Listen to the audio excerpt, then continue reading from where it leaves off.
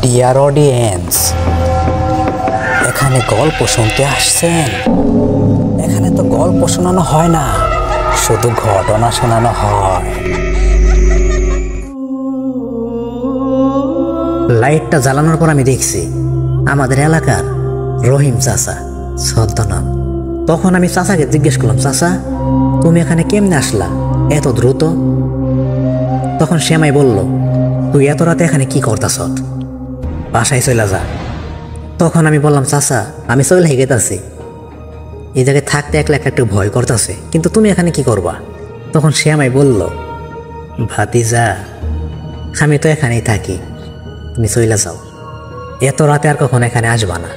লোকটা কিন্তু আমাদের গ্রামের। তখন আমি মাছ ধরতে ধরতে যাইতাছি, চিন্তা করতেছি বাসার দিকে ব্যাক করবো। মোটামুটি যা পাইছি বাসায় নিয়ে যাবো, যদি রান্না করে করলো, না করলে তো নাই। সরি মাই ডিয়ার অডিয়েন্স, মাঝে মধ্যে আমাদের গ্রাম অঞ্চলের ভাষাগুলো এসে পড়ে, সরি। তখন সে বিল থেকে প্রায় রাস্তার কাছাকাছি। এই সময় আমি ভাবতেছি, এইটা তো রহিম চাচা না? রহিম চাচা তো আজ থেকে 6 মাস আগে এই বিলে মারা গেছে, তাহলে সে আমার সামনে আসলো কেমনে?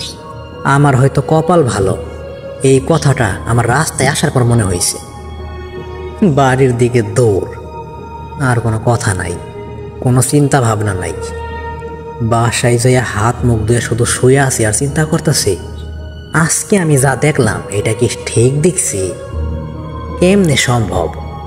রাতে মা আমারে ডাকতে আসছে খাওয়ার জন্য, তো ভালো করে হাত মুখ ধুইয়া খাওয়া দাওয়া শেষ করে বিছানায় এসে শুয়ে পড়ি, আর শুধু রহিম চাচার মুখটা চোখে চোখে ভাসতেছে। যা দেখছি এটা কি ঠিক দেখছি? রাতের বেলা ঘুমের মধ্যে স্বপ্নে দেখি সেই রহিম চাচা এসে বলতেছে, রাতে কখনো এই বিলের দিকে আইসো না, তোমার ওপর খারাপ একটা শয়তানের নজর পড়ছে, একটু সাবধানে থাইকো, সে কিন্তু যখন তখন তোমার ক্ষতি করতে পারে। এটা বইলা রহিম চাচা যেন কোথায় অদৃশ্য হয়ে গেল। সাথে সাথে আমার ঘুম ভেঙে গেল। সেদিন রাইতে আমি আর ঘুমাইতে পারি নাই। সকালে উঠা মুখ হাত ধুইয়া আগে যাই হুজুরের কাছে। হুজুর আমায় বলল, হ্যাঁ তোমার সাথে সমস্যা একটা হয়েছে, তোমার ওপর খারাপ একটা কিছুর নজর আছে, একটু সাবধানে থাকা লাগবে। এই নাও পানি পরা নিয়ে যাও, এই পানিটা 7 দিন একটু একটু করে খাবা। আশা করি 7 দিন যদি কোনো কিছু না হয় তাহলে হয়তো সমস্যা সমাধান হলেও হতে পারে। আর এই পানি খাওয়া চলাকালীন যদি কোনো সমস্যা হয় তাহলে আমার সাথে দেখা করবা। তো সেই পানি নিয়ে আমি বাসায় এসে পড়ি, প্রতিদিন খাইতে থাকি। না, সব কিছু তো ঠিকঠাকই আছে, কই কোথাও তো কিছু হচ্ছে না। পানি আমি 1 সপ্তাহ বহিরা খাইতেছি, আজকে 7 দিন চলতেছে। এই 7 দিনে তো এমন কিছুই হয় নাই। মনের ভিতর একটা সাহস কাজ করতেছে, ভয়ের চিন্তা তো একদমই নাই। 7 দিনের দিন পানি আমার কাছে আছে, সেটা আমার 8 দিন পর্যন্ত খাইতে হয়।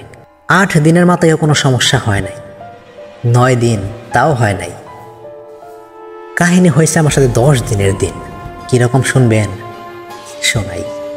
ডিয়ার অডিয়েন্স, যদি ভয়ের ঘটনা শোনার আগ্রহ থাকে, ইচ্ছা থাকে, একটু ভয় পাওয়ার চিন্তা ভাবনা করেন, তাহলে এই কাহিনীটা শুনো। যথেষ্ট চেষ্টা করি আপনাদের ভয় দেওয়ার জন্য। আশা করি মনোযোগ দিয়ে শুনবেন। কোনো কিছু মনোযোগ দিয়ে না শুনলে সেটা একটু বুঝতে পারা যায় না। যারা বড় বড় কন্টেন্ট ক্রিয়েটার তারাও তো একসময় ছোট ছিল, তাই না? ইনশাল্লাহ যদি আমি সাপোর্ট পাই, যারা হরর স্টোরি, যারা ফানি লেভেলের ভিডিওগুলো, বিশেষ করে অমর ভাইগো মতো এইরকম ভিডিও যদি কেউ আগ্রহ করেন, ইনশাল্লাহ সেই রকম ভিডিও আপনাদের মাঝে আমি দেব। তবে অমর ভাই ইজ বেস্ট। সব থেকে বেস্ট কাহিনী যা করতেছে, বিশেষভাবে এইবার ফেসবুকের কাপল ব্লগ নিয়ে যে একটা ভিডিও বানাইছে, একদম ঠিক আছে, একদম পচাই ফেলাইছে, সাবাস। ঠিক 10 দিনের দিন আমি কোথায় জানেন? বাজারে। আজকে হাটের দিন, বাজারে আসছি সন্ধ্যাবেলা। বাসায় ফিরতে ফিরতে আমার কয়টা বাচ্চা জানেন?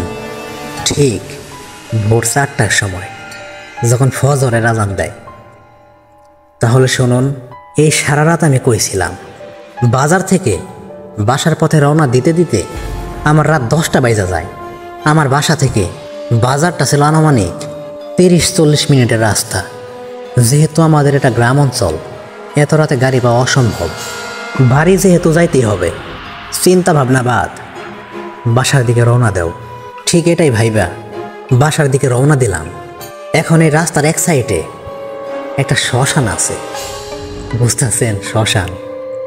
কাহিনীটা যার কাছ থেকে শুনছি না, খুব ভালোই লাগছে, কিন্তু সে তো আমায় বলছে কাহিনীটা সত্য। সত্যি যদি কাহিনীটা সত্যি হয়, তো সে কিন্তু একটা মারাত্মক লেভেলের ভয় পাইছে, বুঝতে পারতেছেন? ঠিক শ্মশানের কাছাকাছি তখন আসছে, আশেপাশে একদম ফাঁকা নির্জন।